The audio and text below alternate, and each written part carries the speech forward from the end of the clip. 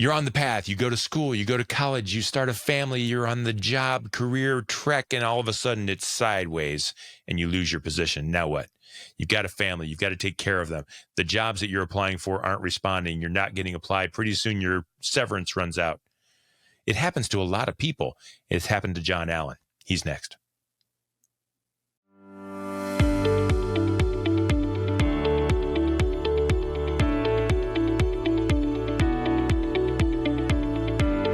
The heat is on. Let's get cooking. This is Purpose Under Pressure. It's brought to you by the Ruby Group Sandler Sales Training, serving sales professionals nationwide from their offices in Akron, Columbus, and also in Jacksonville, Florida. They are one of the highest performing Sandler sales training affiliates in the nation. That is good news for you if you're looking to train your sellers to do more and to be better and to accomplish their goals. They're going to make a difference for you and for your team. So check them out online at therubygroup.sandler.com. Our guest today on Purpose Under Pressure is Jon Allen, General Manager of Luke Engineering in Medina. We're going to talk about them and what they do in a moment. But first, let's say hello to Jon Allen. Welcome to Purpose Under Brian. Pressure. How you doing, sir? Good. How you doing? Fantastic. Thank you very much. Tell me a little bit about what Luke Engineering does, and then we're going to talk a little bit about you and your journey as well. Okay. Yeah, Luke Engineering is a family-owned business. We have locations in Wadsworth and Rittman. I'm the general manager. We anodize aluminum for any industry you can think of, but that's pretty much light metal finishing is our specialty. Yeah, it's amazing to me, all the different things that have to happen so that something can get onto a shelf, onto a store somewhere so that someone can use it. There's so many manufacturing uses and things to do. And I know Luke Engineering does a great job of doing that. And we're glad they're there in Medina. So, Jon, tell me a little bit about you. This show is called Purpose Under Pressure. We're going to talk about pressure, and it is severe. But I want to know a little bit about what makes you tick inside when you wake up in the morning, why you do what you do, and what drives Jon Allen on a daily basis. Okay. Well, first and foremost, I'm a father and a husband. So I have a wife and 4 children, a couple in college, high school, and elementary school still. So what I like to do is I'm passionate about whatever work I have. But what I really love is focusing on the people, the customers. So I look at life as everybody's a customer to me. Internally, you've got customers, even the people that employ or work for me. You know, I consider them my customer. I want to make them happy. And in turn, you know, they'll make us happy, me happy. Yeah. So that's what gets me up in the morning. Just, I like to see things grow and things move along. Yeah. Has it always been that way for you? Is that something you've learned over time, or have you always been that kind of a, let's get this done and get it done right so people can appreciate it on the other side? Well, I think it's always been there because, well, I'm a mechanical engineer by trade. And then I wanted to grow and continue to move up the chain. So got my MBA in business management. So I kind of go down the salesy, markety path. Yeah. And, you know, I greet people with a smile on the phone.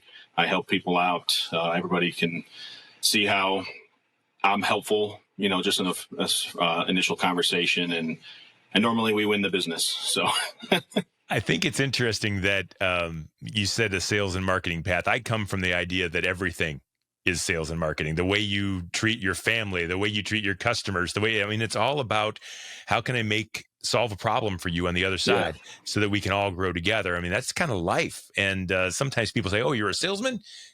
Yeah. I'm really proud. So tell me a little bit, Jon, let's talk about pressure. We talked about purpose. You want to do good work for good people, but sometimes things happen that knock you off your course. And we're going to talk a little bit about your journey here. Can you kind of talk to me about when things have gone wrong and how you've worked hard to overcome that? Yeah, the biggest thing in my life was 5 years ago, lost my job. Right. So I was at a manufacturing facility focusing on new product development, engineering, program management. Some things happened internally that put me into a level of management in terms of general manager / CEO for a few months. And then they hired somebody else. And then working with that person a few months ended up being terminated. So something I thought would never happen in my career. So that is the biggest pressure that anybody can have. And I never thought it would happen to me. And why did you think it would never happen to you? What about you thought, I'm good. I'm solid. What was Yeah. that? Well, it goes back to my character and just getting things done, right? So I'm always, I'll cover my own costs, and I will make the company money, and I'm going to do it happily and energetically.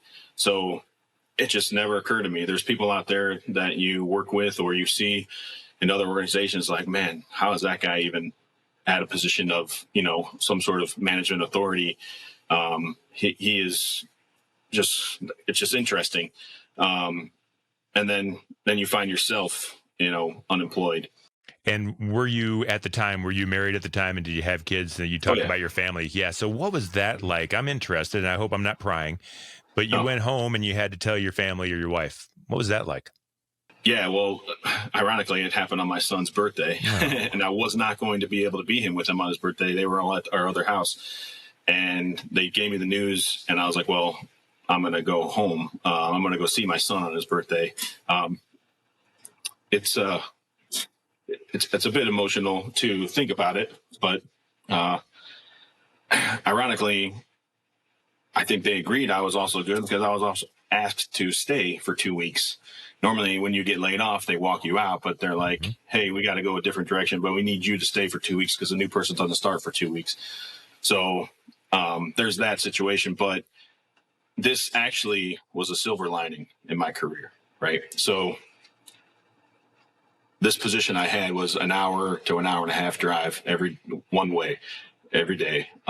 So I never really saw my youngest. Mm-hmm. She was asleep when I went to work. She was asleep when I came home. Yeah. So, yeah. And so, when you decided that, okay, somehow you switched the switch, like that's a bad day, and then you had to get up and do a good day. So what was your process? How did you turn it around? And did you find something quickly? Did it take a little time? What was that like? it took a long time, a lot longer than I thought. Here, I was naive enough to think I was a great asset to any organization.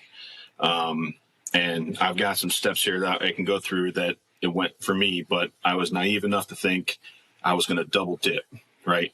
I had a 6-month severance coming at a nice salary. And I thought, okay, I'll take a few weeks off in the summer because it was summer.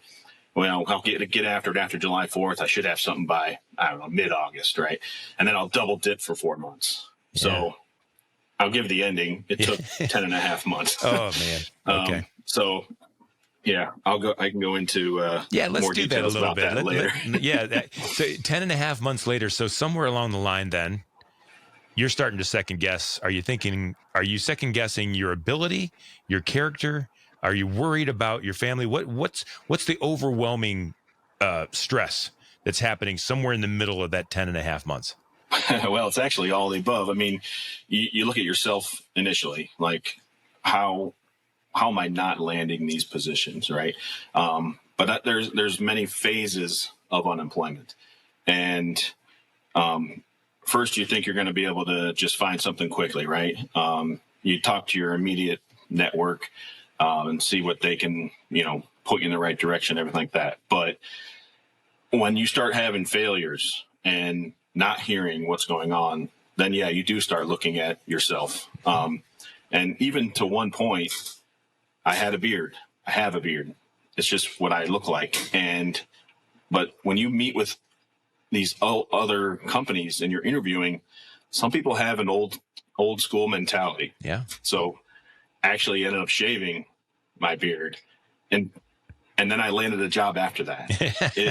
It was so, and I had sought out these individuals that were helping in this journey in terms of all these different networking groups. And one individual, older guy, very old school mentality, I asked him, do you think I should shave? Right. Because that's like the 80s, 50s, 60s, 80s, 90s rule. Yeah. Shave, The dress for success thing is where that comes from, right? It comes from dress for success. Yep.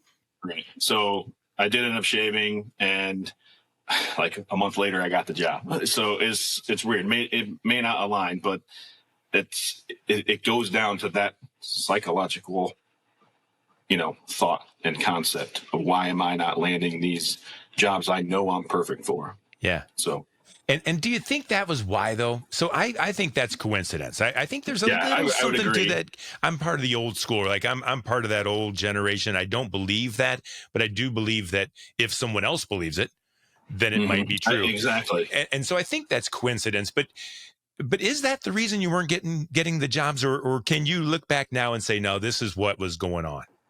Well, I think wholeheartedly that it's a lot easier to interview well and land a position if you are currently working.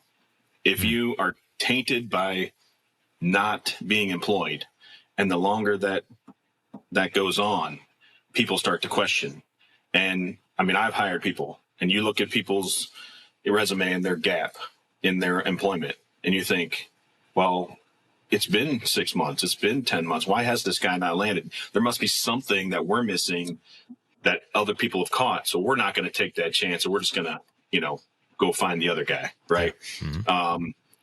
I think it just happens all the time with everybody out there. So, I mean, I have to do it too. Looking at my, when I look to hire people, I look at their resume, I see if there's a gap. I try to question that and be understanding now that I know, and then all the people I meet. And I'm interested in just a little bit, because I know that the job market's changed now, and everyone says there's all these jobs available and not enough people. And I get that. And that's one thing.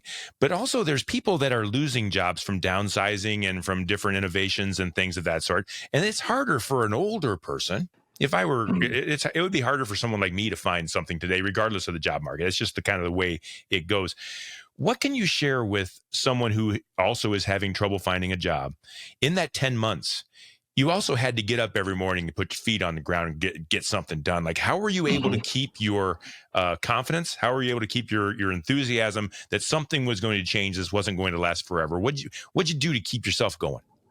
Right. So, personally, I went through, again, all the phases, right? Initially sitting at the laptop, applying for every job that fits my ability, learning the ins and outs of how to beat the computer system in terms of applying for a job. Oh, wow. Because it's, there's lots of things out there where it's looking for name and word matching association to even get you into the visibility of a human, right? So there's lots of tricks there to at least get your resume in front of somebody. Okay.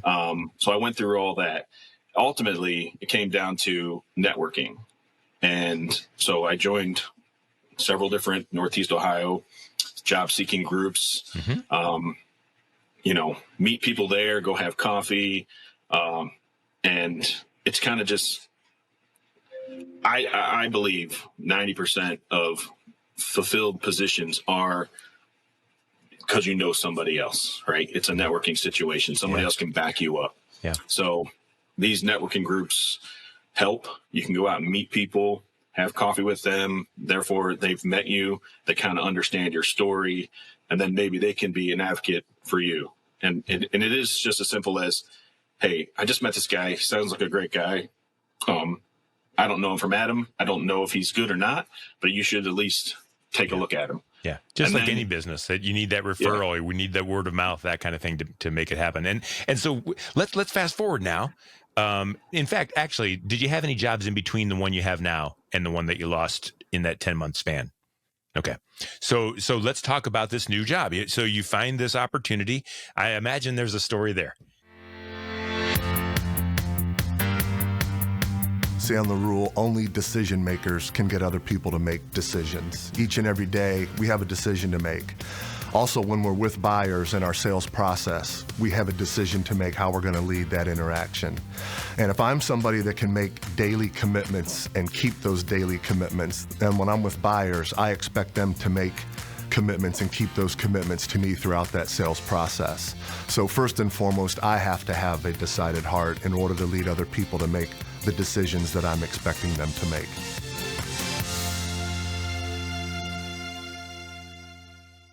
I'm just guessing. Yeah, actually.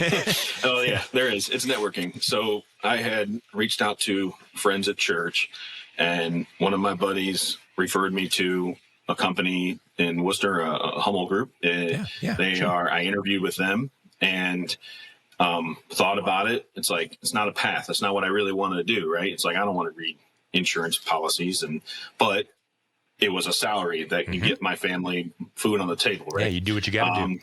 Right. But in the end, it's like, this isn't what I want to do. Thanked them for their time. And then maybe a month later, the person I interviewed with, he referred me to my current company. Really? And they insure Luke Engineering. And actually for darn near 3 months, I was trying to get in with Luke Engineering. And here I made the same mistake that everybody makes. I thought it was a Luke in Worcester, L-U-K. Oh, yeah. And for forever. And for like 3 months until I finally realized, like, what? It's here in Wadsworth, like it's 7 minutes from my house, So I finally met with them and, they were looking for a leader to help run the business while the owners kind of just took more of a retirement / setback. Yeah. And so I've been there almost 5 years now. It's been going really well. I did actually have, in terms of adversity and pressure, I did get a job offer in like December, January. My 6 months severance had ended right in December. Going into January and February, I got an offer down in Columbus, like south of Columbus, and we used to live there. But we weighed all the options and I turned it down. And why was that? So, we have a cottage that's a couple hours away. We didn't want to move the kids away from school, move away from family. So we decided, we're not going to do it. It was a very high paying opportunity. You just got to weigh all your options. Does it make sense or not? So it didn't make sense. I declined it. And then I was unemployed for 4 additional months. It's interesting. This is now you got emotional earlier. I'm going to get emotional now. There's something about doing this show that teaches me things. It's called Purpose Under Pressure. And that sun's going to come out, isn't it? Even when the storms are rising and they don't seem to go, and if you keep on plugging, it's going to be okay. You turned down 2 opportunities during a time when you were unemployed and having trouble, severance was out, putting food on the table wasn't easy. I'm not going to ask how you did it. Right. But you held to your purpose so that you could land this job that you've been at and doing well for 5 years. And I just think that's the definition of the show. And I congratulate you for sticking to your guns and holding out, because not everybody has that gut, that gumption to get it done. So good for you, man. Thanks. Appreciate it. So what's next? So now you're in this job for 5 years, and I don't know that you're going to be in it forever. And it's not really about that. It's just, I'm wondering, your purpose is still helping people. It's still doing good job. It's still taking care of your family. What's the next pressure that you better be ready for so that you can overcome the next things? Well, I don't know exactly what's next. I mean, I've got my heart set on a few things, and what I'm looking at is really what the next 5 to 10 years pressure is. Yeah. Right.